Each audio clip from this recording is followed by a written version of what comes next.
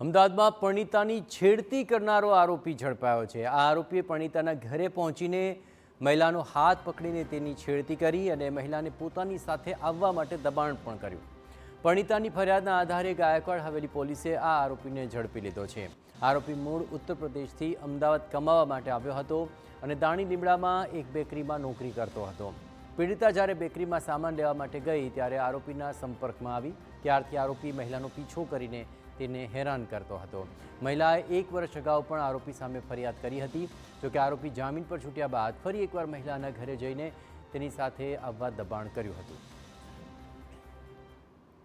આ જે ફરિયાદી મહિલા છે એને આરોપી દ્વારા દબાણ કરવામાં આવતું હતું કે આરોપીના તરફી જુબાની આપે અને એ પોતાના પતિ ઘર બાળકોને છોડી અને આરોપી સાથે આવી જાય અને એના અનુસંધાને એકાદ વખત એને હેરાન કરવામાં આવી હશે।